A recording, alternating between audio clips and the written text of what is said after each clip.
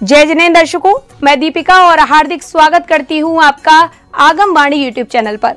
दर्शकों, कुछ देर पहले आप देख रहे थे मध्य प्रदेश की धर्मधरा सागर स्थित भाग्योदय अतिशय तीर्थ क्षेत्र में आयोजित हो रहे 10 लक्षण महापर्व एवं श्रावक संस्कार शिविर का विशेष प्रसारण। परम पूज्य तीर्थ चक्रवर्ती जगत पूज्य निर्यापक श्रमण मुनिपुंगव श्री 108 सुधा सागर जी महाराज सत्संग के पावन सानिध्य में आयोजित हो रहे शिविर में शिविरार्थी उत्तम शौच धर्म का पालन करते हुए मन को निर्लोभी बनाकर संतोषी बनने का संकल्प ले रहे हैं। तो आइए दर्शकों, विशेष प्रसारण के माध्यम से एक बार फिर चलते हैं कार्यक्रम स्थल और धर्म लाभ लेते हैं पावन दृश्यों का। कहा है तुम आज्ञा का पालन किया, दूसरा पुण्य लगेगा कि तुम कितने पुण्यशाली हो कि तुम्हारा नंबर गुरु के मुख से निकल रहा है। हाँ, अब इतने 4-5 हजार में तुम्हारा ही नंबर क्यों निकला? तो कम से कम अवभाग्य मानकर खड़े तो हो जाए करो। कम से कम मेरा नंबर महाराज के मुख से तो निकला। शांति सागर ग्रुप 422 नंबर है कि नहीं? अच्छा, नंबर आगे चलो। 222 नंबर, 217 तक, 205 नंबर शांति सागर ग्रुप। हाँ बोलोगे कि बताओगे? मुझसे क्या भिन्न है?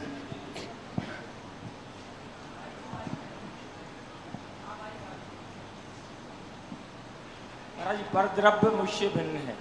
हाँ, एक थोड़ा सा आधा उत्तर सही है, थोड़ा और बोले। मेरे से क्या भिन्न है?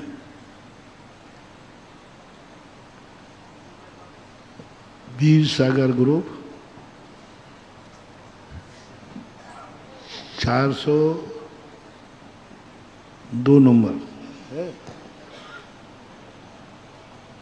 402 नंबर वीर सागर ग्रुप।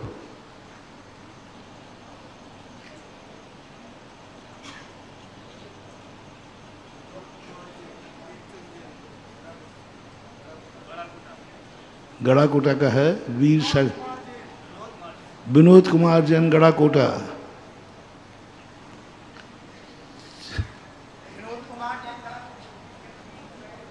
हाँ बोलोगे? मुझसे क्या भिन्न है? आप बैठ कैसे गए भाई, यहाँ खड़े रहे? पर पदार्थों के साथ उनमें ममत्व रखना। थोड़ा इसका शब्द बोलो। एक अच्छा शब्द दिया है, पर पदार्थ से भिन्न है।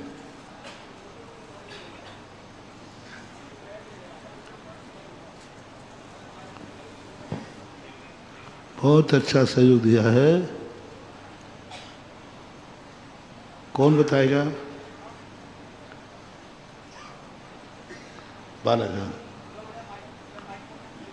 हाँ बोलो।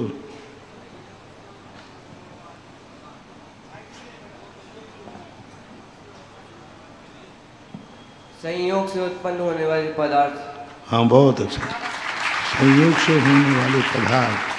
हालांकि मूल श्लोक में भाव शब्द आया है, हिंदी कार ने पदार्थ शब्द दिया। पदार्थ भी भाव का ही एक रूप है, बिना भाव के पदार्थ नहीं बनता। इसलिए हिंदी कार ने पदार्थ दे दिया है, मूल भाव ने बाह्य पदार्थों के संयोगज भाव जो हैं वे मेरे से भिन्न हैं।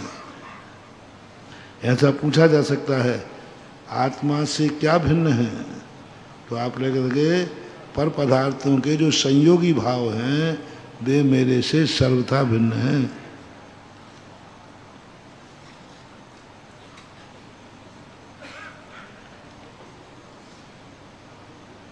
कौन मरता है? पीछे से शिव सागर ग्रुप 7 नंबर, शिव सागर ग्रुप।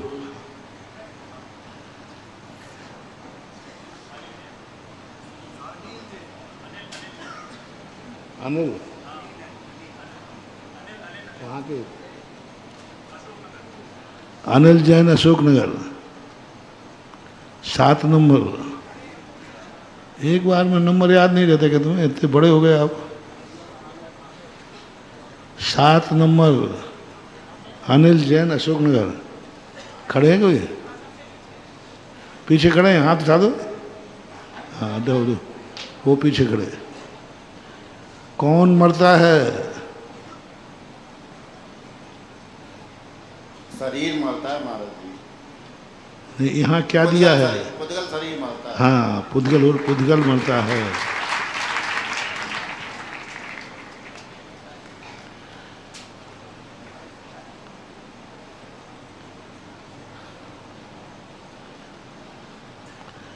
और मैं पूछूं तुम कब मरोगे, तो क्या जवाब है? बोलो। यदि मैं पूछूं तुम कब मरोगे, अभी हाथ ला रहे, नाम पुकार के कह देता है तो आधे घबरा जाता है।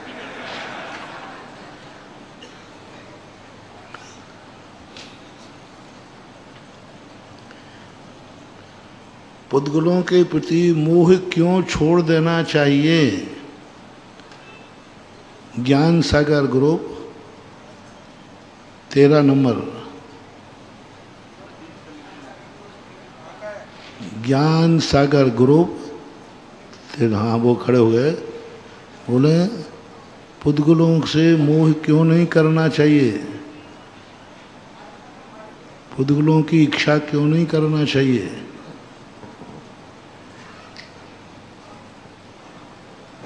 नहीं, ज्ञानी क्यों इच्छा नहीं करता पुद्गलों से? ज्ञान सागर ग्रुप 129 नंबर 129 खड़े रहें। 29 नंबर ज्ञान सागर, 129 नंबर ज्ञान सागर ग्रुप।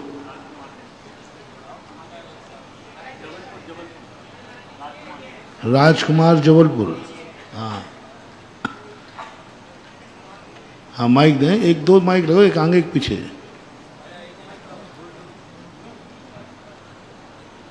भाई इस समय 2-3 रखना चाहिए।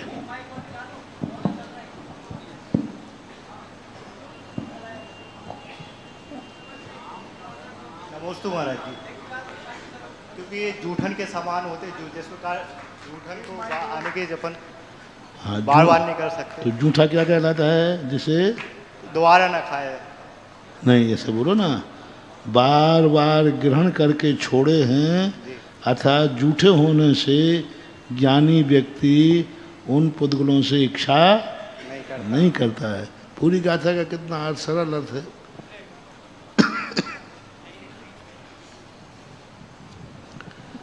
देखो, तुमसे पूछे जाएंगे खाली स्थान, सही गलत, हाँ नहीं, शब्दों के अर्थ। जैसे तुमने लिख दिया उसमें उज्जता का अर्थ क्या है, ऐसा पूछा गया, उज्जता शब्द दे दिया, उज्जता का अर्थ क्या है, तो आप क्या लिखोगे? उज्जता ने छोड़े गए, उज्जता यानी छोड़े गए। आप जैसे लिया मोहर शब्द का अर्थ क्या है, बार बार, तो शब्दार्थ भी आपको रटना है। मोह से उच्छिष्ट का अर्थ क्या है? जूठे। शब्द दे दिया मात, शब्द का अर्थ लिखना है। ऐसा विज्ञ का अर्थ क्या है? ज्ञानी। अब देखो, एक ही गाथा में हमने 5 शब्द दे दिए तुम्हें, ऐसे ही हर गाथा में लिखा रहेगा इसका अर्थ क्या है। मृत्यु किसकी होती है? सही गलत बताओ। जीव की, धर्म की, अधर्म की, भगवान की, महाराज की, इसमें से कोई नहीं। हाँ, सही क्या है? इसमें से कोई नहीं है ना। मृत्यु, ऐसे बात पूछ जाएंगे, सही गलत लिखा रहेगा। कौन दुखी होता है? व्याधि कुतो व्यथा, दुखी कौन होता है? तो 3-4 नाम लिखे जाएंगे, उसमें लिखा रहेगा पुद्गल, जीव, अजीव, धर्म, अधर्म। तो आपको किस पर राइट लगाना है? पुद्गल जब का दुखी होता है।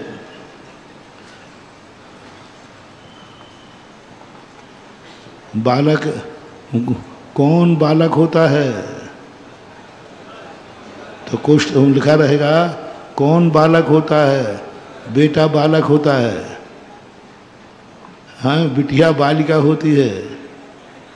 और किसको लिख दे 2-4 और पर पूछा लिखा जाएगा पुद्गल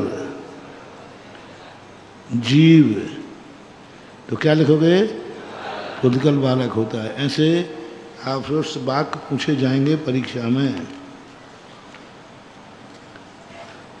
कम से कम इतना तो पढ़ लो, फेल का सर्टिफिकेट लेके मत जाना, कम से कम 33 नंबर लायक तो हो जाए। जो यहाँ फेल होके जाता है वो साल भर फेल ही होता रहता है, और जो यहाँ पास होके जाएगा तो साल भर में हर कार्य में वह पास ही पास होगा। हाँ, ये शिविर तुम्हारे साल भर का रिजल्ट है। अगली साल तुम्हारी कैसे निकलेगी ये शिविर बताएगा। यदि शिविर में तुम अच्छी तरह रहे तो साल भर अच्छी निकलेगी, शिविर में अनुशासन रहा तो अनुशासन निकलेगा।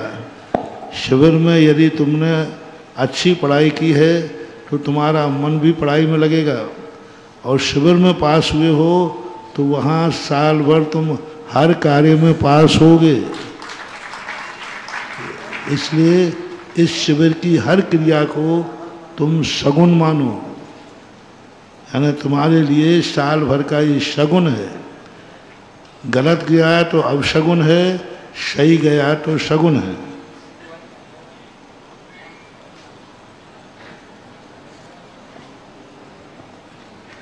कौन सी गाथा थी?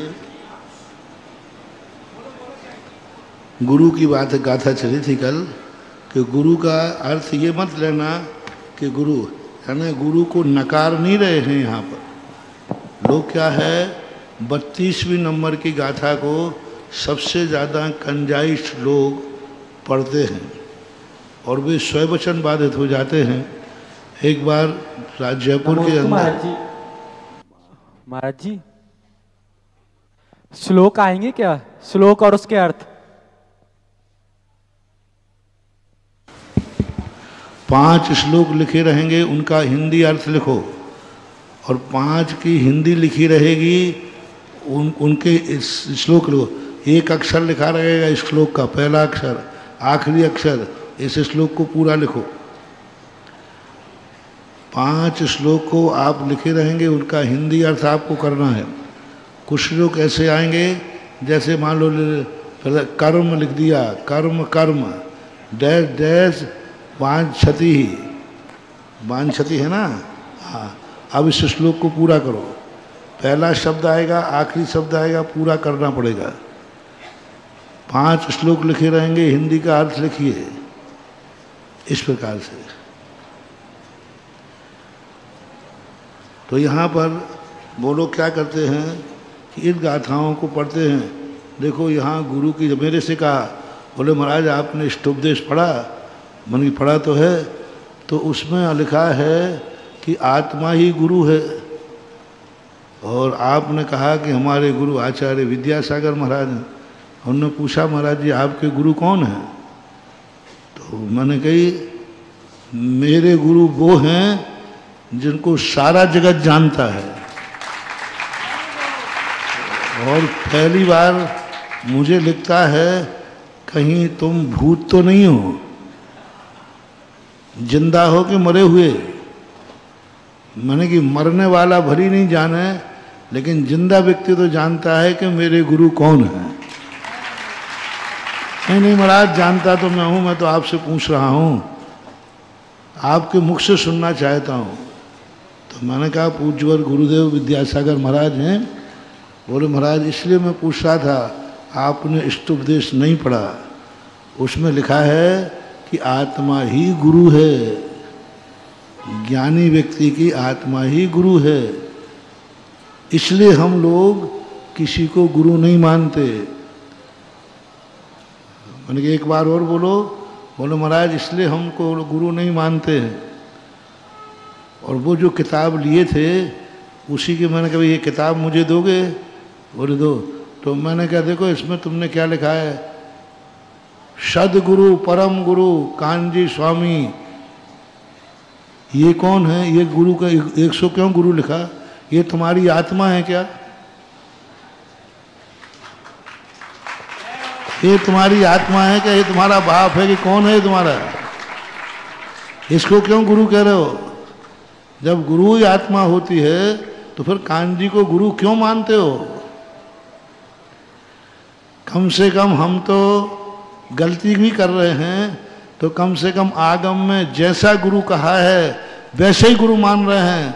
तुम तो गुरु मूर्ता में हो, परिग्रह वाले को गुरु मान रहे, तो तुम तो गृहीत मिथ्या दृष्टि हुए। मैंने कहा तुम यदि किसी को गुरु नहीं मानते तो इनको गुरु क्यों मान रहे हो। चाहे शिक्षा गुरु हो चाहे दीक्षा गुरु हो, गुरु तो कभी किसी को मानना ही नहीं चाहिए। गर्दन उठा के उन्होंने आंख मिलाने की हिम्मत नहीं हुई। मैंने कि स्वयं वचन बाधित होते, सीधी कहो तुम गुरु विरोधी नहीं हो, तुम मुनि विरोधी हो। और जो मुनि विरोधी होता है वो जैन धर्म का विरोधी होता है, और जो जैन धर्म का विरोधी होता है वो धर्म द्रोही होता है। गुरु तो आप लोग भी मानते, आप लोग भी लिखते हो सदगुरु परम गुरु आदि। ऐसा कोई भी व्यक्ति नहीं है जिसका कोई गुरु, लेकिन गुरु का अर्थ है ये है कि अपने आप को गुरु मानना है, क्योंकि गुरु तो निमित्त मात्र है। देखो नकारा नहीं है। पूज्यपाद स्वामी इस बात से भयभीत हो गए होंगे कि कहीं लोग अनर्थ ना ले लें, तो उन्होंने गुरु को स्वीकार तो किया है, लेकिन क्या कह दिया, निमित्त मात्र गुरु हैं। गुरु होते हैं धर्मास्ति कायवत। धर्मास्ति काय है कि नहीं, बोलो है, लेकिन दूसरों को चलने में उदासीन कारण है, निमित्त कारण है। इसी प्रकार गुरु महाराज जैसे हम आपको समझा रहे हैं, निमित्त ही तो समझा पा रहा हूँ।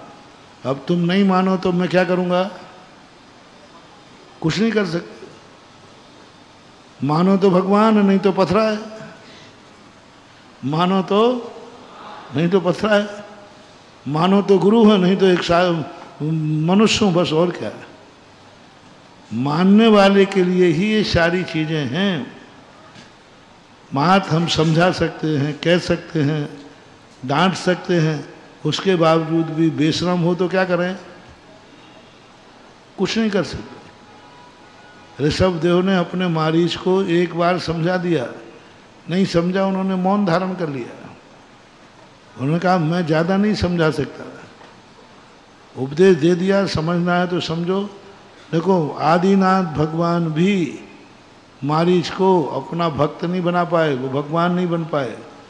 यदि प्रेरक कारण होते तो जरूर वो हठात बना देते, लेकिन नहीं बना सकते, ऐसा ध्यान रखना चाहिए। स्वस्थ हो गया तो फिर 33वां अभावच्च पढ़े 36वां अभावच्च। अभावच्च वो है अभावत, ता का चा बन गया। एक सूत्र आता है व्याकरण में, उसके अनुसार ता का जो है आगे आने वाला अक्षर के रूप हो जाता है, यानी प्रथम अक्षर जो है आगे वाले अक्षर के समान हो जाता है। इसको अभवच्च पढ़ने में आना है, अर्थ निकालोगे अभवत। अभी हम व्याकरण की ज़्यादा बात नहीं बता रहे हैं, समझ में नहीं आएगी। अभवच्च चित्त विक्षेप एकांते तत्व संस्थिता अभ्यस्य अभ्यस्येद अभ्यस्ये दाको नहीं करना, अभ्यस्ये दभी योगेन दभी योगेन योगी तत्वम निजात्मनः। जैसे अभ्यस्य शब्द है वो अभ्यस्येद, अर्थ में हम दा को इधर लाएंगे, दा का भी यहाँ ता का दा बना है, अभ्यस्येत तो ए ता था, उसका भी दा बन गया है, तो उच्चारण में तो उधर जाएगा, अर्थ में इधर आएगा। उच्चारण में क्या जाएगा? अभ्यस्य दभि योगेन, ये उच्चारण है। और अर्थ में क्या आएगा? अभ्यस्येत अभियोगेन, उसमें दा में आ छुपा हुआ है। दा है, दा का ता का दा हुआ है, और ता हलंत है, उसमें आ मिल जाने से वो दा पूरा हो गया। अभ्यस्येत अभियोगेन योगी तत्वम निजात्मनाहम। अभ्यश्चित्त विक्षेप, अभ्यश्चित्त विक्षेप एकांते तत्व संस्थितः। से आपको शब्द पूछा जा सकता है, अभवत का अर्थ क्या है? अभवत तो होता अभवच्छ। अभवत का अर्थ क्या है? आप देखो, हिंदी में देखें आप, जो अन्वय अर्थ लिखा है उसमें लिखा है अभवत, ऊपर क्या लिखा है? अभवच्छ। तो आपको लिखना अभवत का अर्थ क्या है? अभवत का अर्थ अकेला क्या लिखना? नहीं, अभवत नहीं होता है, चित्त विक्षेप नहीं होता है, ऐसा। अभवत का अर्थ क्या लेना है? नहीं होना, बस। चित्त विक्षेप, चित्त विक्षेप, अभवत चित्त विक्षेप एकांते तत्व संस्थितः। चित्त विक्षेप अभवत, जिसका चित्त विक्षेप नहीं है। यहाँ पर क्या है? सर्वनाम को गौण कर दिया गया, और आगे क्या लगाना? योगी शब्द। योगी अभवत चित्त विक्षेपः। अब यहाँ ना तो नाम दिया है, ना कुछ दिया है, किसी का नाम नहीं है, किसी का कुछ नहीं है, तो यहाँ कर्ता कौन हो गया? तो अब यहाँ पर ढूंढना है ये सारे किसके लक्षण हैं? अब उन्होंने कहा अभवत चित्त विक्षेपा, जिसका चित्त विक्षेप नहीं होता है। एकांते तत्व संस्थितः, एकांत में जो तत्व में स्थित है। एकांते, एकांत शब्द का प्रयोग किया है। एकांत के दो अर्थ होते हैं, सर्वथा एकांत अथवा जहाँ पर राग द्वेष नहीं होता हो, ऐसे स्थान को एकांत बोलते हैं। मान लीजिए संघ भी एकांत कहलाता है। आप लोग जैसे एक साथ बैठे हैं, ना किसी से राग है ना द्वेष है, ग्रुप नहीं, ग्रुप नहीं, साधर्मीपना यदि है तो वो भी एकांत कहलाता है। हमारे यहाँ विविक्त शय्यासन आता, एकांत में शयन करो, तो एकांत में शयन करने का अर्थ है बिल्कुल अकेले जंगल में जाके नहीं, जहाँ पर विपरीत लोग, असंयम जन ना हो, पशु लोगों का आना, पशु जो का वहाँ उपस्थित ना हो, जो धर्मद्रोही वो ना हो, और स्त्रियों का आवागमन ना हो, हिजड़ों का आवागमन ना हो, जो विपरीत बुद्धि वाले वो ना हो, ऐसे स्थान को एकांत स्थान कहा। यानी साधर्मी के साथ हम लोग संघ के साथ में रह रहे हैं तो ये एकांतवास ही कहलाएगा। कई लोग कहते हैं एकांतवास का जंगल में चले जाओ, वो निर्जन स्थान है, वो निर्जन स्थान कहलाता है। जंगल में चले जाओ जहाँ कोई वो निर्जन है, निर्जन यानी जहाँ जन नहीं रहते हैं। और एकांत स्थान कहाँ ढूंढूं? यहाँ तो जहाँ जिनको साथ में रहने में हमें राग भी नहीं होता, द्वेष भी। आप उनके साथ तो नहीं बैठोगे जिनके साथ द्वेष होता है, लेकिन जिससे तुम्हारा राग भाव है उनके साथ यदि आप बैठते उठते हैं तो आप एकांत में नहीं हैं। जैसे अभी हमने कहा था ना, तुम ग्रुप में बैठे हो, इसका अर्थ है तुम शिविर में हो ही नहीं, तुम अब अपने गांव में ही हो, आपको शिविर का आनंद आएगा ही नहीं। हमारे एक साथ हमारे हमारी इनसे पटती है, इसलिए हम इनके साथ बैठते हैं। ये जैन दर्शन स्वीकार नहीं करते, मोह है। हम उनके साथ नहीं बैठते क्योंकि हमारी उनसे पटती नहीं है, ये द्वेष है। स्पष्ट 100% का द्वेष है। उनके साथ तुम क्यों नहीं बैठते हो? क्योंकि हमारी उनसे पटती नहीं है, ये द्वेष में आएगा। तुम इन्हीं के साथ क्यों बैठते हो? इनसे हमारी पटती है, ये मोह में आएगा, ये मोह में आएगा। इसलिए संघ में, साधु संघों में या धर्म के स्थान पर, मंदिर में कभी ग्रुप बना के नहीं बैठना। अब एकांत कैसे हो? ये हमारा साधर्मी है, इसके भी, इसका आचरण और मेरा आचरण एक समान है। इनके विचार हमारे विचार एक समान है क्योंकि साधर्मी है। हम भी मुनि हैं, ये भी मुनि हैं। हम भी आरिका हैं, ये भी आरिका है। हम भी अलग क्षुल्लक हैं, ये भी अलग क्षुल्लक हैं। हम भी ब्रह्मचारी हैं, ये भी ब्रह्मचारी हैं। ये बुद्धि एकांत बुद्धि है। ब्रह्मचारी ये है कि नहीं, पहले बताओ। नहीं, मेरी इससे नहीं पड़ती है, नहीं चलेगा, नहीं चलेगा। हमारे शास्त्रों में आया कि एक महाराज ने दीक्षा ले ली, उसकी पहले से राजा था, बहुत जम के दुश्मनी थी उसकी। दीक्षा लेने के बाद महाराज समझ गए गुरुजी कि ये इसका दुश्मन सबसे बड़ा कौन है। तो महाराज ने कहा अपन उस देश में विहार करते। अरे महाराज वहाँ मत ले चलना मुझे, आप भी पिटोगे। वो देश तो हमारा परम दुश्मन है, हमने उसको कई बार युद्ध में मजे चखाए हैं। युद्ध में हमने उसको खूब मारा है, कई बार बंदी बनाया है, और वो मुझे देख लेगा तो तुरंत बंदी बना लेगा। और तुम मेरे गुरु हो, आप भी न पड़ जाओगे। गुरु ने कहा टेक टू ऑर्डर। मैंने कहा मैं उसी देश में जाऊंगा। महाराज मत जाओ, वो मेरा दुश्मन है, बहुत बार मेरा उससे झगड़ा हुआ है। गुरु चले गए।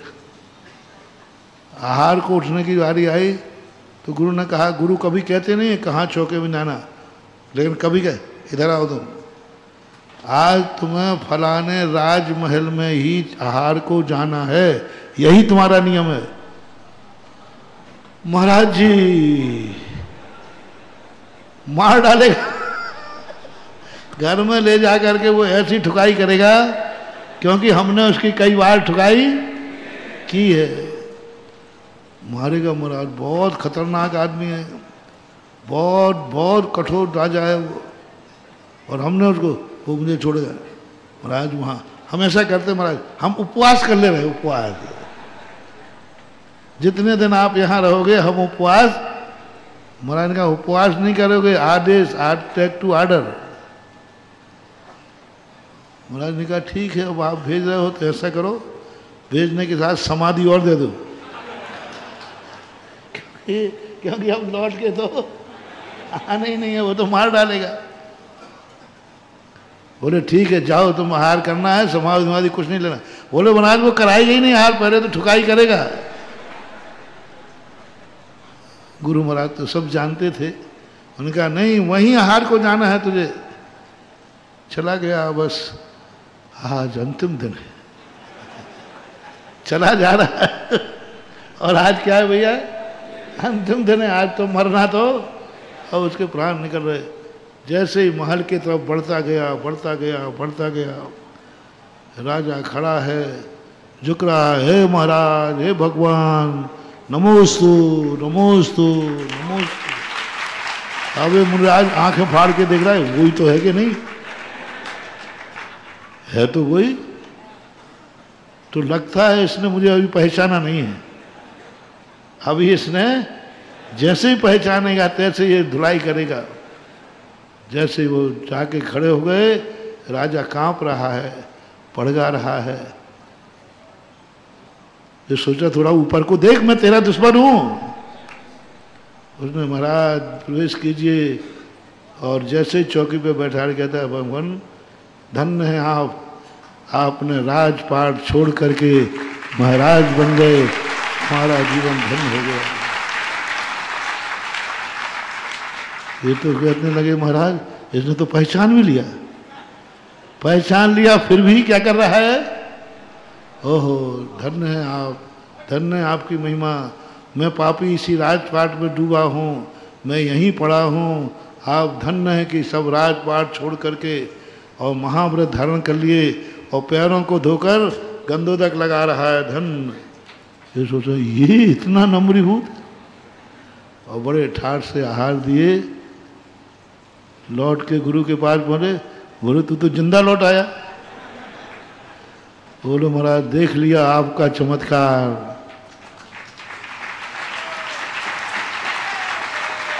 गुरु कहते हैं मेरा चमत्कार नहीं है, ये जैन धर्म का चमत्कार है। तू डर रहा था, वो भी जैन श्रावक है, तू भी जैन श्रावक था। अरे लड़ाई घर घर की थी, धर्म से लड़ाई। धर्म तो अब तो तू गुरु है, वो चेल तुम्हारा भक्त है।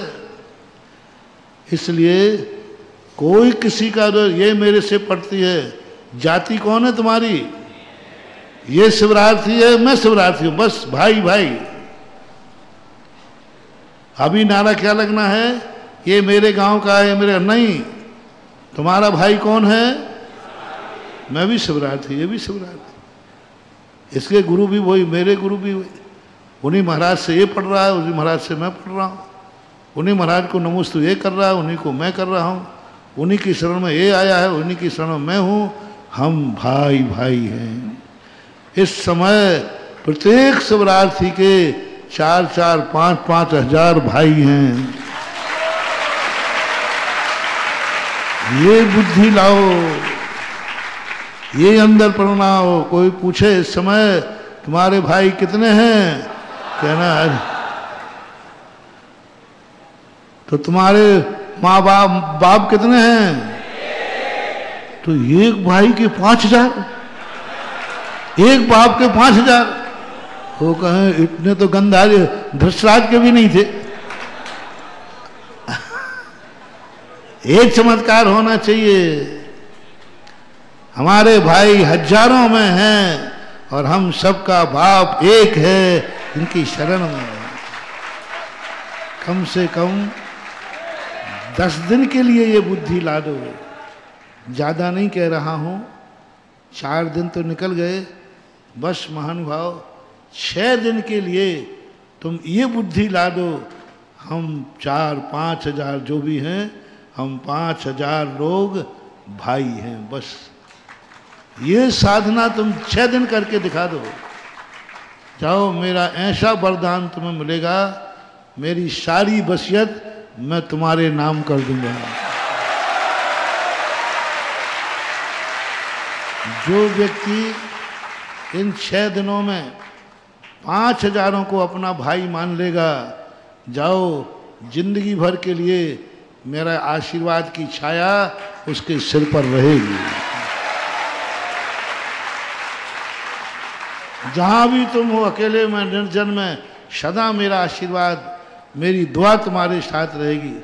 बस तुम्हारे मन में ये भाव आना चाहिए, हम जब तक शिविर में हैं हम सब भाई भाई हैं। ऐसी अनुभूति करो, हमारे 5000 भाई है। और 5000 भाई यदि तुमने मान लिया तो इसे भीड़ नहीं कहते हैं, इसे भीड़ नहीं कहते, इसे एकांत कहते हैं। एकांती है, जहां सब एक समान हैं, एक रूप हैं, उसे हमारे शास्त्रों में, मूलाचार में एकांत कहा है। अब तुम्हारी किससे पड़ती है, किससे पड़ती है, इससे कोई मतलब नहीं, ये तो द्वेष है। मेरी इससे नहीं पड़ती, ये द्वेष है। जिससे नहीं पड़ती है वो शिवरार्थी है कि नहीं? बोलो, वो मेरे शरण में आया है कि नहीं? तो तुम्हारे पटने और नहीं पटने से कोई मतलब ही नहीं। क्या तुम्हारी भाई से नहीं बनती है तो क्या तुम्हारा भाईपना खत्म हो गया? बोलो, तुम 2 भाई हो और तुम्हारी एक भाई से नहीं पड़ती है तो क्या बल्दियत बदल गई? क्या भाईपना बदल गया? नहीं बदला। यदि तुम्हारी किसी से नहीं बनती है तो उससे कोई मतलब नहीं, नहीं बनती है फिर भी भाई है। ऐसा भाव आना चाहिए। मेरी इससे बनती है इसलिए हम इसके पास बैठते, तो मोह हो गया, मोह हो गया। मेरी इससे नहीं पड़ती है, ये द्वेष हो गया। ऐसे मान लो ब्रह्मचारी लोग हैं। अब ब्रह्मचारी लोगों का एकांत क्या है? हम एकांत में सामायिक करेंगे। अरे भाई ये ब्रह्मचारी तो बैठे हैं कमरे में, अब एकांत क्या चाहिए? हाँ, अब ब्रह्मचारी के साथ बैठना अनेकांत है। असई मूलाचार की बसुनंदी महाराज की टीका है, असंयमी जन हो, विपरीत लोग हों, विपरीत बुद्धि वाले लोग हों, गृहीत मिथ्या दृष्टि लोग हों, वो है भीड़। यदि हमारी ही बराबरी के लोग हों तो वो एकांत ही माना जाएगा। 1000 भी ब्रह्मचारी हैं, आप एक कहो नहीं इस ब्रह्मचारी से मेरी पटती है, नहीं ये राग है, मोह है। इससे मेरी नहीं पटती है, ये द्वेष है। ब्रह्मचारी है कि नहीं है तो वो साधर्मी है। उनके साथ तुम बैठते उठते हो तो एकांत में ही बैठे। ऐसे ही यारिकाओं में लगा लेना, छुल्लक एलकों में लगा लेना। अपनी जाति का है कि नहीं, वो छुल्लक है कि नहीं है। मुनि महाराज अकेले हैं, काय के अकेले हैं? नहीं मैं अकेले में सामायिक करूंगा। एक बार ऐसा हुआ, एक महाराज ने कहा मैं एकांत में सामायिक करने चला गया था जंगल में, तो यहाँ अनेकांत कहाँ था? बोलो यहाँ मंदिर में क्षेत्र में कौन था? यहाँ सब महाराज ही तो बैठे थे। यानी महाराजों के साथ सोना, एक ही साथ एक ही कमरे में अनेक महाराज सो रहे हैं तो भी वो एकांत शयन कहलाता है। साधर्मी से अलग होकर सोना ही एकांत नहीं है। साधर्मी के साथ उठना बैठना ये भी एकांत के अंतर्गत आता है। ये जैन आगम की परिभाषा बहुत बड़ी परिभाषा थी। साधु साधु है, मान लीजिए यहाँ अपने कमरे के अंदर 10-5 साधु बैठे हैं, एकांत में बैठे हैं, शयन कर रहे हैं, एकांत का शयन माना जाएगा। स्वाध्याय कर रहे हैं, एकांत का स्वाध्याय माना जाएगा। सामायिक कर रहे हैं, एकांत की ही सामायिक मानी जाएगी, क्योंकि सभी सामायिक कर रहे हैं। अब डिस्टर्ब कौन कर रहा है? बोलो ना। जब सभी सामायिक का नियम है और सभी सामायिक कर रहे हैं तो अब सभी एकांत ही हो गया ना। अनेकांत तो जब हो कि एक सामायिक कर रहा हो दूसरा घर्राटे ले रहा हो, एक सामायिक कर रहा हो दूसरा गप्पे कर रहा हो। जब एक आचार एक साथ हो गया तो एकांत मानना चाहिए। इसलिए एकांत तत्व संस्थिता, एकांत ने अपने साधर्मियों के साथ में तत्व में स्थित है। एकांत में है, एकांत का बिल्कुल निर्जन बन नहीं ले लेना। अपने एक तत्व विचार करने वालों के लिए धार्मिक दृष्टि से, मोह दृष्टि से नहीं, धार्मिक दृष्टि से हम एक साथ इकट्ठे हुए हैं। बोलो यहाँ आप लोग इकट्ठे हुए हो किस लिए? धार्मिक दृष्टि से। धार्मिक दृष्टि से इकट्ठे होने का अर्थ है आप अभी एकांत में स्थित हैं। क्योंकि इकट्ठे होने का पर्पस क्या है? धर्म। कोई बारात नहीं, कोई गोट नहीं, कोई राग नहीं, कोई देश नहीं, मां धर्म भाव से इकट्ठे हुए हो। तो ये 5000 लोगों में भी सब कितने हैं? सब एकांत है। आप जो भी तत्व दृष्टि ला रहे हैं सब एकांत तत्व दृष्टि कहलाएगी। आप जो पढ़ रहे हैं एकांत तत्व दृष्टि है। आप सामायिक कर रहे हैं सबके साथ में एकांत तत्व दृष्टि है। आप सब एक साथ सो रहे हैं एकांत तत्व में स्थित हो। साधर्मी हमेशा एकांत की कोटि में लेना चाहिए। ये जैनागम की विशेष परिभाषा है। अक्सर कर लोग एकांत को तन्हा मानते हैं, तन्हाई बोलते ना, तन्हा ना, एकदम कोई नहीं है। जिसका कोई नहीं है उसको एकांत बोलते हैं। और हमारे यहाँ एकांत एक साधर्मी अनेक होकर के भी एकांत है। अनेकांतोपनेकांता, ऐसा। अभवत चित्त विक्षेपः एकांते तंतुषदा अभ्यस्येद अभियोगेन। क्या कहा इन्होंने? अभ्यस्येद। अभ्यस्येद क्या होता है? अभ्यास करें। अभ्यस्येद अभ्यास करें।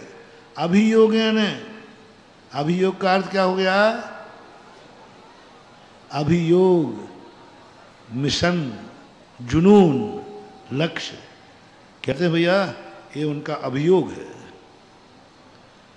एक सरकार हमें आता ना, अभियोग का गठन करो। किसी पर्पस विशेष को लक्ष्य रखकर जो गठन किया जाता है उसको अभियोग बोलते हैं, पर्पस विशेष को। इसी प्रकार क्या कहा है? अभियोग। अभियोग यानी लक्ष्य, पर्पस, जुनून। मेरा इस समय एक ही कार्य है, तो उस अभियोग को क्या करना? समस्त प्रकार की चंचलता को छोड़कर, विकल्पों को छोड़कर, बाधाओं को छोड़ करके मात्र एक क्या है? अभ्यास करना चाहिए। कोई मेरा अभियोग नहीं, अब मेरा कोई लक्ष्य नहीं है, मेरा एक ही लक्ष्य है, अभवत चित्त विक्षेपः। मैं अपने चित्त को विक्षिप्त नहीं करूँगा। तुम कितनी गाली दे दो, तुम कितनी मुझे अशांत कर दो, तुम लाख उपाय करो, मैं अपने मन को विक्षिप्त नहीं होने दूंगा। देखो कितनी बड़ी बात पूज्यवर कह रहे हैं। अभियोग है ना, संकल्प करो। सामने वाला तो तुम्हें अशांत करेगा, क्योंकि उसको आपकी शांति सहन नहीं हो रही है। आपकी शांति सहन नहीं हो रही है। क्या करें? इतना शांत रहेगा तो इसका तो कल्याण हो जाएगा। इसको अशांत करो, वो गाली देगा, तुम्हारे विपरीत वातावरण बनाएगा। लेकिन तुम बीड़ा उठा लो कि तुम सारी दुनिया आकर मेरे पास आ जाओ, मैं कभी अशांत होने वाला, ये अभियोग कर लो। मैं क्रोध नहीं करूंगा। रावण ने कहा, रावण की यही विशेषता थी, वो जब अभियोग कर लेता था कोई नहीं डिगा सकता। जब बहुरूपणी विद्या सिद्ध करने गया रावण, उस समय दुश्मन चारों तरफ से घेरे हुए थे। रावण क्या कहता है? हे लंकावासियों, हे मंत्रियों, दुश्मन आकर तुम्हें मार डाले, लंका को तहस नहस कर दे, सब मर जाना, लेकिन कोई शस्त्र नहीं उठाएगा। अष्टांग का पर्व था, जैन दर्शन के अष्टांग का पर्व था। कोई शस्त्र उठाएगा, दुश्मन इस समय हमें भ्रष्ट करने आएगा, वो मारेगा, गर्दन सब लुट जाना, पूरी लंका तहस नहस हो जाए, लेकिन मेरा टैग टू ऑर्डर है, कोई शस्त्र नहीं उठाएगा।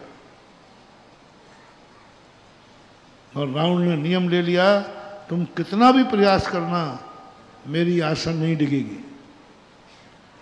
उधर अंगद, हनुमान आदि को पता चला कि रावण ने किया, खूब लंका में ओवरापाट किया, उद्दंडता की, इतनी उद्दंडता की कि लंका में क्षोभ आ जाए। नहीं, अंगद भी विद्याधर थे, मंदोदरी का शीश काट के रावण के सामने रख दिया। मंदोदरी का शीश काट के, फेर ले माला, किसको फेर रहा है? लेक तेरी पत्नी का मैंने शीश काट के रख दिया।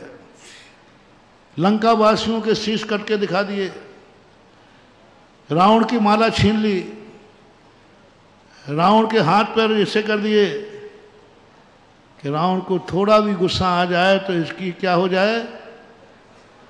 प्लानिंग फेल हो जाए, विद्या सिद्ध नहीं होगी।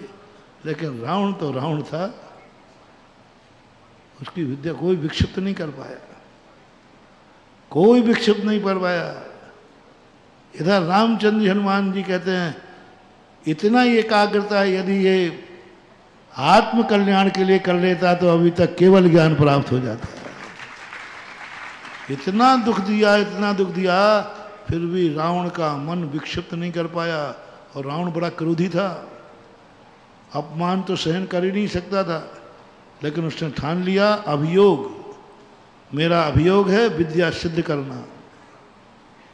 कोई गुस्सा नहीं दिला सका। देखो अपन लोग, आप लोग सब रावण से गए भी तो हो रहे क्या है? तुम्हारा अभियोग क्या है? 10 दिन तक मैं धर्म ध्यान करूंगा। 10 दिन क्या सोच के आए थे? 10 दिन उधम करेंगे? 10 दिन तक हम धर्म ध्यान करेंगे, हम मौन रहेंगे, हम क्रोध नहीं करेंगे, हम कुछ भी गड़बड़ नहीं, ये अभियोग लेके आए थे। और यहाँ थोड़ी सा किसी ने कुछ कह दिया तो हाँ आजा बेटा, रात में मौन दिया, मौन तोड़ दिया। रावण से गए बीते हो गए तुम। रावण ने निश्चय कर लिया कि मैंने नियम लिया है कि करके रहूंगा, तो लाख उपाय करो तुम नहीं होगा। इसलिए महानुभाव लक्ष्य बनाओ। पूज्यपाद स्वामी कहते हैं अपना अभियोग शब्द का प्रयोग किया। अपना लक्ष्य बनाओ। कोई 10 दिन तक मुझे गुस्सा नहीं ला सकता, मेरे मन को विक्षिप्त नहीं कर सकता, मेरे मन में कोई विकार भाव नहीं ला सकता, मेरे मन में कोई राग द्वेष पैदा नहीं कर सकता। मैंने संकल्प किया है 10 लाख क्षण पर मैं अपने मन को विक्षिप्त नहीं होने। अभियोग है, कितनी बड़ी बात है। अभ्यासेत, ऐसा अभ्यास करना चाहिए, ऐसा अभ्यास करना चाहिए। थोड़े बहुत पानी पे चढ़ रहे हो कि नहीं बेशरम लोगों? हाँ, मोटी चमड़ी के। अरे आप तो कहे जाओ हम सब चिकने घड़े हैं। अरे कुछ चिकने घड़े नहीं, कुछ तो उल्टे घड़े हैं। चिकने घड़े में तो थोड़ा बहुत पानी, लेकिन उल्टे घड़े, कोई ऐसा उल्टे घड़े वाला बैठा होगा तो महाराज कहे जाओ, और कहो अभी हम कह रहे हो, और कहो बाजू वाले को उच्च कोटि ले रहा हो। एक कितनी बड़ी बात पूज्यवर कह रहे हैं। अभत चित्त विक्षेपा, मैं अपने चित्त को विक्षिप्त नहीं होने दूंगा। तुम कितनी प्रयास करो, सामने वाला तो करेगा, सामने वाले को नहीं रोक सकते। हमेशा धर्म कार्य में कोई तुम्हें विघ्न डाले तो कभी उसको विघ्न मत मानना। एक महानुभाव थे, वे 13 साल से मंदिर नहीं जा रहे थे। मैं वहाँ पहुँचा, बोले महाराज जी एक भक्त था, क्या पूजा पाठ करता था, मंदिर नहीं, अब बिना मंदिर के रहता है, एक ही मंदिर था। मैंने क्यों? बोले यहाँ के एक पदाधिकारी हैं अध्यक्ष, उन्होंने उससे कुछ कह दिया। उसने कहा अच्छा ये बात है, ये पकड़ो, आज के बाद मैं मंदिर में कदम नहीं रखूँगा। अच्छा इतनी सी बात है।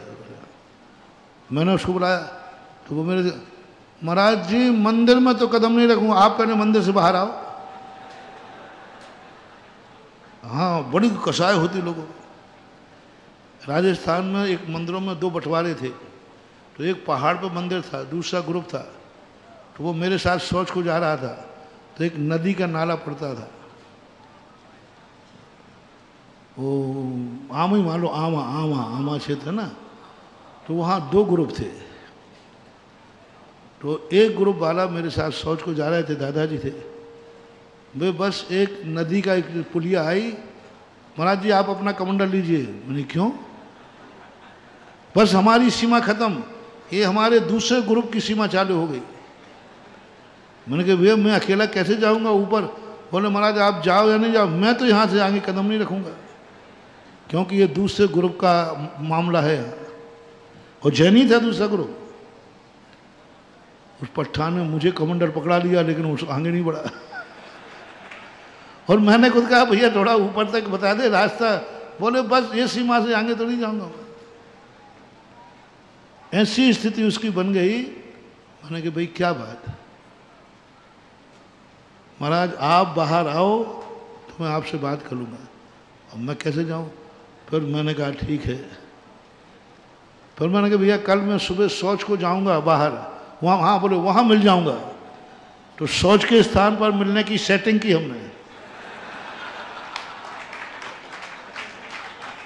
अब चित्त विक्षेपा,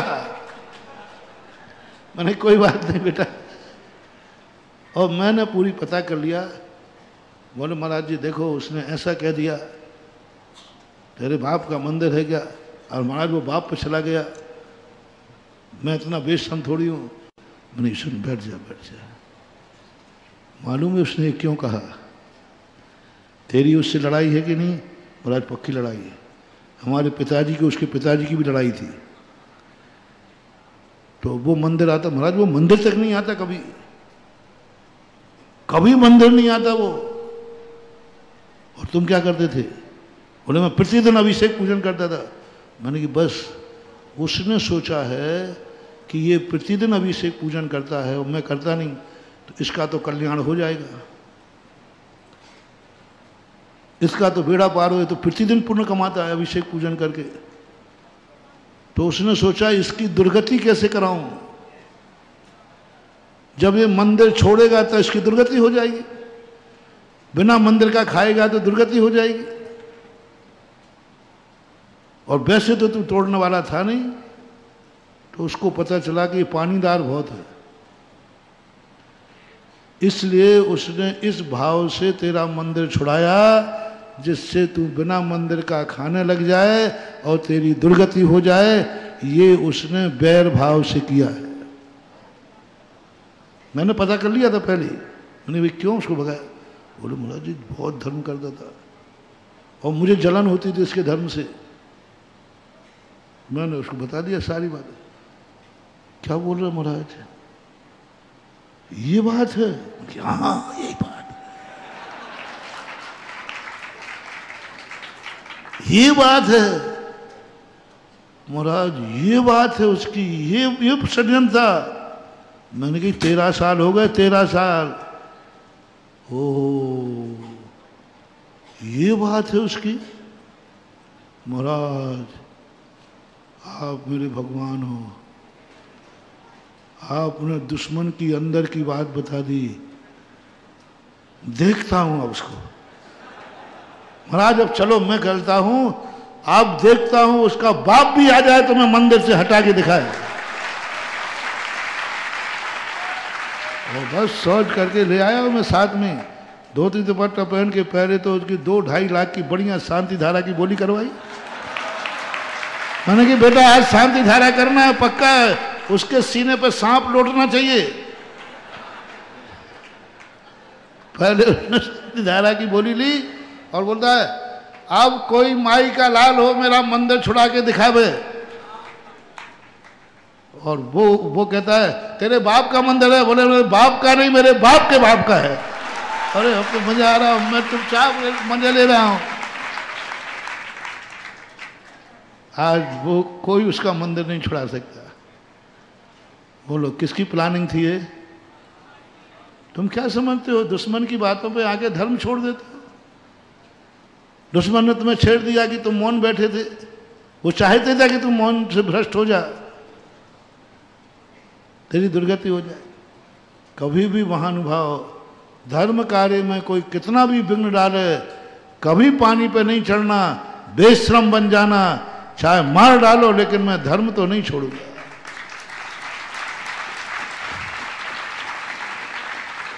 अब मैं तो साधु दोनों ही का था। बोले महाराज जी एक आपने क्या किया? वो अध्यक्ष जो था ना वो, महाराज जी आपने क्या किया? मेरी सारी प्लानिंग फेल कर दी। मैंने कहा अब तू आ जा, लेन बैठ जा, बैठ।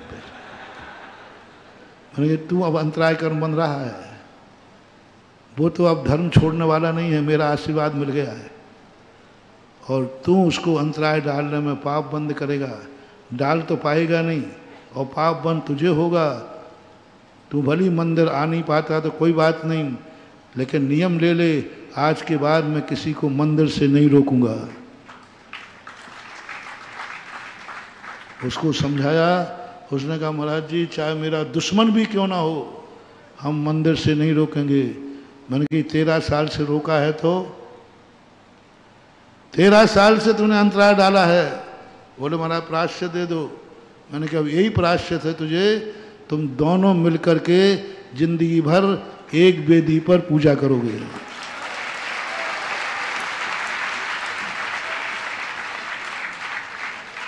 महाराज जी हम दोनों, मैंने प्राश्चित तो प्राश्चित ही होता है। आज वे दोनों इतने गले मिलकर के 60 से अभिषेक पूजा कर रहे हैं। कम से कम 10 से 12 साल हो चुके हैं, 10-12 साल हो गए। ट्रैक्टर बढ़िया चलते आते, दोनों मिलके आते हैं। बताओ मेरी फैंसी ड्रेस कैसी रही? चित्त विक्षेप अभवत। मेरा तो सिद्धांत यही है, दुनिया की कोई ताकत यदि मैंने ठान लिया है कि मैं अशांत नहीं होऊंगा, तुम कुछ भी करते रहना, मुझे अशांत नहीं कर पाओगे। यदि ठान लिया है तो कि मेरे मन को कोई अशांत नहीं कर पाएगा, क्यों करेंगे? वो तो करना ही चाहेगा, हमें नहीं करना। ऐसे परिणाम आना चाहिए। अभवत चित्त विक्षेपा एकांते तत्व अवश्येत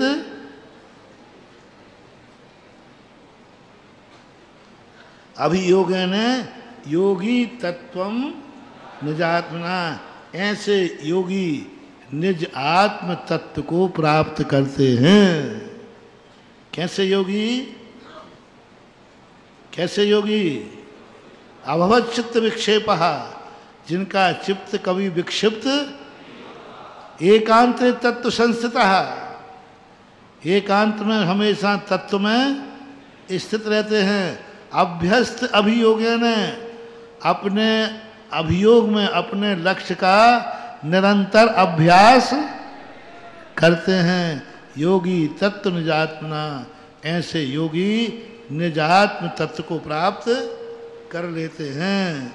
ऐसा अथवा योगी तत्व निजात्मना, ऐसे तत्व को निजात्मा को योगी प्राप्त करते हैं। ये तो अभ्यास तो अपन के लिए क्या, अभ्यास करना चाहिए। अब वो ने योगी ही ऐसे मान के।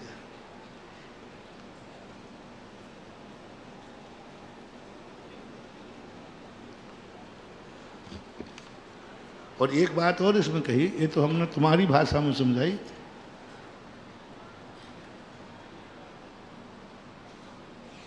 और हमारी भाषा ये है कि हम योगियों को ऐसा कहा गया, हे योगी तुम ऐसा अभ्यास करो। और आप लोग भी अपने आप को योगी मानो कि ऐसा अभ्यास करो। आदेश वचन द्रव्य संज्ञाकार में एक गाथा आई है, दौन्नम पि मोक्ष येहु झाणदे पावणदे मुनि निमिया तम्मा तम भयस्य, ऐसा शब्द डाला। हे श्रवण, दोनों प्रकार का मोक्ष मार्ग ध्यान में प्राप्त होता है, इसलिए तू निरंतर ध्यान का अभ्यास कर। ऐसा द्रव्य संग्रह में एक गाथा है। इसी प्रकार योगी के ये बता रहे कि हे योगी तुम अपने मन को अविक्षिप्त विक्षिप्त नहीं होने देना, एकांत में तत्व में स्थित हो जाओ और अपना लक्ष्य क्या बनाना, अभ्यस्य अभियोगेन, जो आपका अभियोग है उसका अभ्यास करो और निज आत्मा को प्राप्त करो।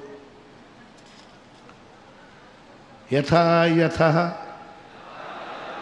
समायाति संवित्तौ तत्तमुत्तमम्। गाथा का उच्चारण सरल है। यथा यथा समायाति संवित्तौ तत्तमुत्तमम् तथा तथा न रोचन्ते विषयाः शुलभाः अपि। यथा यथा समायाति संवितौ तत्तमुत्तमम् तथा तथा न रोचन्ते विषया शुलभा अपि।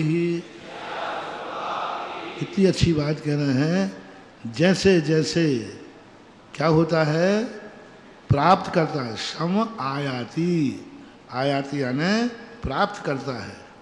जैसे जैसे प्राप्त करता है, किसको? संवित्तौ। संवित्तौ शब्द है ज्ञानानुभूति, ज्ञान नहीं, ज्ञानानुभूति, संवित्ति। तो संवित्ति शब्द का प्रयोग जब करें तो ज्ञान अर्थ तो है उसका, लेकिन ज्ञानानुभूति, ज्ञान अलग चीज है और ज्ञान के द्वारा जाने हुए पदार्थ को अनुभव करना अलग चीज है। संवित्ति का अर्थ होता है ज्ञायक स्वभाव, ज्ञान भाव नहीं, ज्ञायक भाव, ज्ञ स्वभाव। संवित्ति शब्द का अर्थ होता है ज्ञ स्वभाव, ज्ञायक भाव, ज्ञान भाव नहीं। जैसे धन और धनी में अंतर है कि नहीं? धन और धनी, आनंद धन में है कि धनी में? बोलो, धनी में आनंद है। इसी प्रकार इन्होंने संवित्तौ शब्द का प्रयोग किया, संवित्ति। जैसे जैसे ज्ञानानुभूति होती है तत्वम उत्तमम, कैसा हो जाता है? वह उत्तम तत्व को प्राप्त करता है। यथा यथा समायाति संवित्तौ, जैसे जैसे व्यक्ति को संवित्ति ज्ञानानुभूति होती है, ज्ञानानुभूति को प्राप्त करता है, वैसे वैसे वह उत्तम तत्व को भी प्राप्त करता है। उत्तम तत्व क्या है? ऐसा अर्थ ले लो। उत्तम तत्व क्या है? संवित्तौ, ज्ञानानुभूति को प्राप्त करता है। जैसे जैसे, कैसे प्राप्त हुआ कि हमें ज्ञानानुभूति हुई? हम कैसे जाने कि हम शिविर में आए हैं? हम कैसे जाने कि हम धर्मात्मा हैं? हम कैसे जाने कि हमारे लिए 10 लाक्षण पर्व चल रहे हैं? हम कैसे जाने कि हम गुरु के सानिध्य में बैठे हैं? हम कैसे जाने कि हम स्वाध्याय कर रहे हैं? कैसे जाने कि हम ज्ञान प्राप्त किया है? कैसे जाने कि हम मुनि बन गए हैं? कैसे जाने कि हम वृत्ति बन गए हैं? क्या गजब का सूत्र दिया, क्या लक्षण दे रहे हैं? तथा तथानरोचन्ते विषयाः।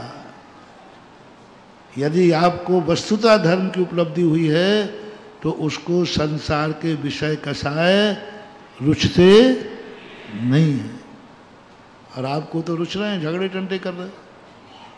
यदि सही शिविर का आनंद आ जाए तो कोई मार भी डालेगा तो तुम्हें क्रोध नहीं आएगा, क्योंकि हमें ज्ञानी हो गए।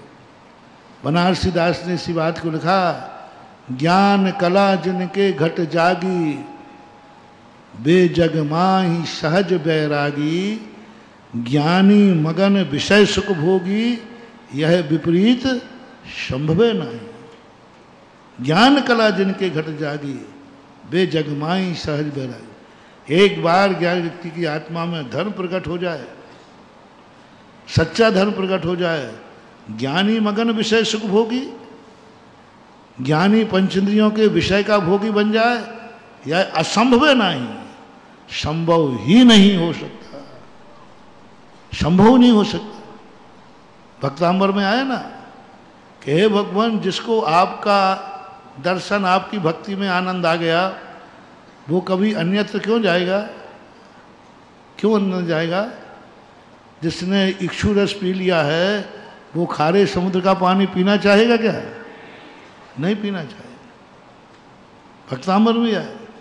यदि सच्चे धर्म की, बहुत अच्छी बात, ये परीक्षा का थर्मामीटर है।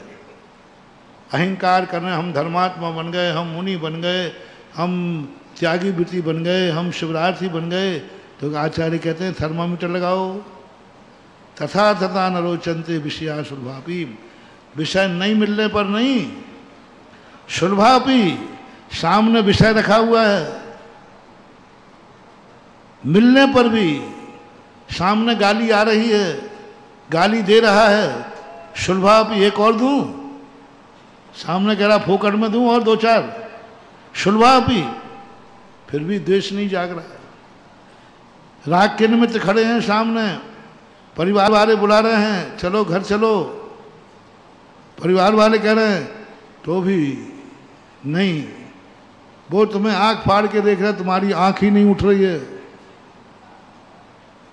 वो तुम्हें लेने आ रहा है कि चलो घर चल के भोजन करके आ जाओ चुपचाप, लेकिन तुम्हें सुबह का ऐसा नशा चढ़ा कि उनकी तरफ तुम देख भी नहीं रहे। हाँ, एक बार हुआ था, एक बाप बेटे शिविर में भर्ती हुए और उनके माँ और पत्नी वो भीड़ में खड़े हो जाते ना, वो कहने लगे देख, वो कह बेटा वो देख ही नहीं रहा। पत्नी ने भी इशारा किया, वो देख ही नहीं। फिर मेरे पास रोते आ गए, बोले महाराज जी हमारे दोनों को क्या हो गया,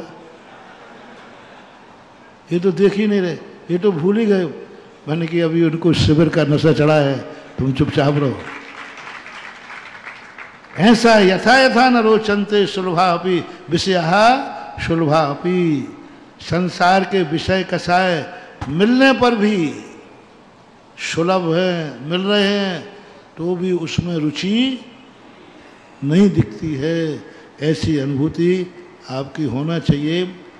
ठीक है, समय की सूचना दें। यथा यथा न रोचन्ते विषया सुलभायपि तथा तथा समायाति संवित्तौ तत्तमुत्तमम्। कारण कार्य की व्याख्या और कार्य कारण की व्याख्या बनाई गई है। जैसे जैसे व्यक्ति ज्ञानी होता जाएगा वैसे वैसे विषयों से अरुचि होती जाएगी, और जैसे जैसे अरुचि होती जाएगी वैसे ही वैसे उसका आत्मानुभव बढ़ता जाएगा। ऐसे रत्न श्रावकाचार्य में लिखा है, राग द्वेष की निवृत्ति के लिए चारित्र लिया है, चारित्र लिया है, और जैसे जैसे राग द्वेष की निवृत्ति होती जाएगी वैसा वैसा चारित्र बढ़ता जाएगा। चारित्र बढ़ेगा तो राग द्वेष बढ़ेगा, घटेगा, और राग द्वेष घटेगा तो चारित्र बढ़ेगा। बीज अच्छा होगा तो बोलो फल अच्छा होगा, फल अच्छा होगा तो बोलो दोनों तरफ घटाओ। बीज अच्छा है तो और फल अच्छा है तो बीज अच्छा होगा। दोनों गाथाएं आपको बिल्कुल याद होना चाहिए। ये जीवन की गाथाएं हैं।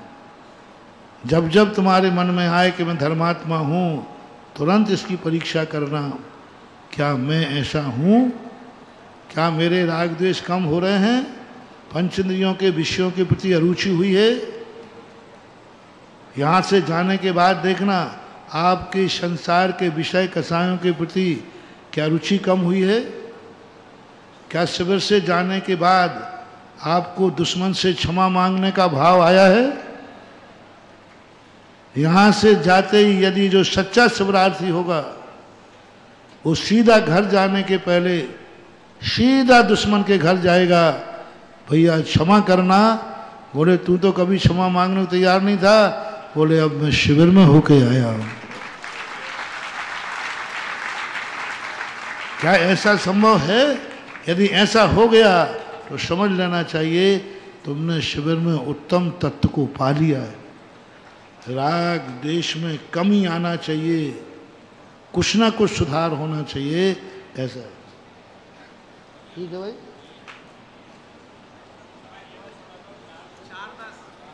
नहीं तो हम बताओ समय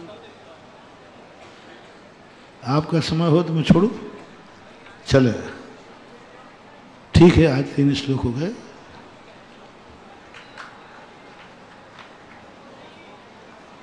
जिनवाणी के ज्ञान थे सूर्य लोकालो, शोभाणी मस्तक धरू सदा देते।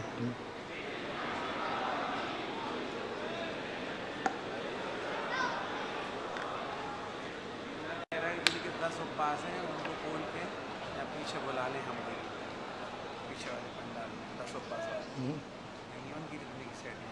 पानी पीने जाएंगे, पानी पीने चले जाएंगे, रुकने की मेरा वाइट कलर पन्नी दिलवानी पर्याप्त मात्रा में मंडी में। वाइट पन्नी आ गई, मिल गई, और लंबी भी मिल गई, लंबी भी मिल गई। अब कितनी वो खर्च कर रोज का। हाँ देखो अभी मौसम ठीक ठाक है। हाँ पन्नी वगैरह जिनको घुइया घुइया घुइया घुइया घुइया